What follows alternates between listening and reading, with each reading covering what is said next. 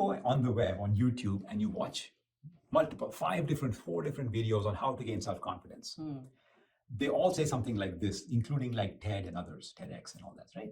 They give you good advice, we like to go deeper. We like to explain the science to you, so there's a shift inside your brain, not just here's a tip of what to do, okay? And here's an explanation why, not just that, a little bit deeper. Okay, so let's talk about that.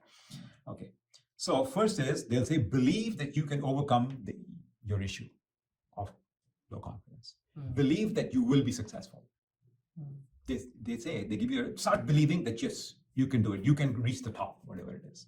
You can win, you can accomplish, you can public speak, whatever your goal is, you can get there. But first you believe it. You must have belief, even though you don't know if you have the skill. They all say, get the belief and let the skill follow. Okay. Yes, there's some truth to that, but we are in the boat where we say, if you begin with that approach, you will face a lot of failure because you'll be learning the micro skills needed to win with each failure. So we don't say that. We say, believe that you have the engine to learn, so that when it doesn't learn, when your success isn't quite the same, your learning still happens. And that is necessary to your future success. So you are upfront saying, I just don't believe I'll get there. I do believe I'll get there, but I will get there through my learning engine rather than just believing without knowing why. Okay, you see the difference? Okay. Then the second thing they say is, face the failure as an opportunity. They say that, right? Which is a good thing. Yes, you must face your failure. But you must have the analysis with that failure, and that failure is a failure from an outside point of view, not from an inside point of view. Other people expected you gave them the expectation that you will succeed. So the other people now call it a failure, and you say, yes, it is a failure. But your internal conversation is, what did I learn? I need to learn. And until I learn, I can't digest. It's not fully processed. So when you have done your learning, then you say, okay, I did fail, but I learned these things. So it's not a complete write-off. This is what I got. This is the net thing.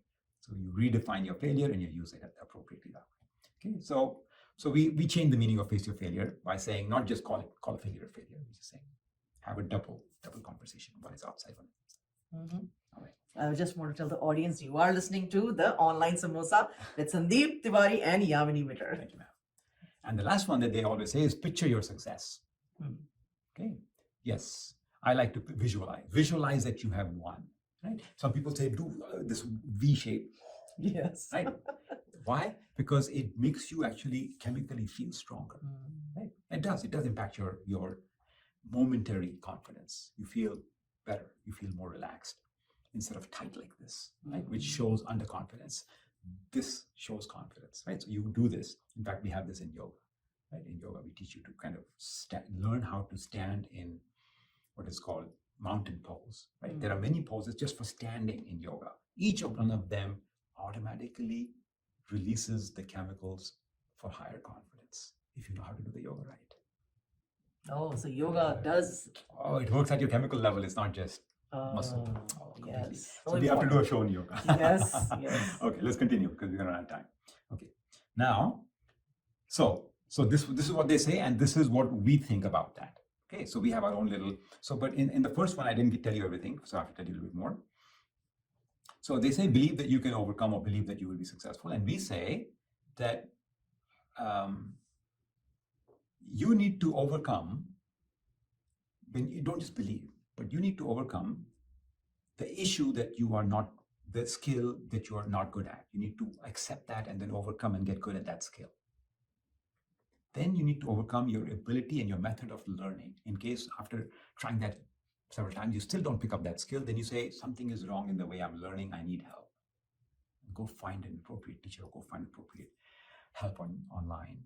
Because if a couple of 3-4 attempts of you trying that skill, it's not working, then don't just keep doing the same thing. Understand something is not working, let me try something new. Either I need new people, some new knowledge.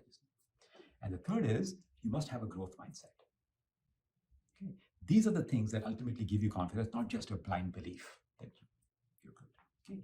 And you can have the belief as long as that belief is being fed by these 3 concepts.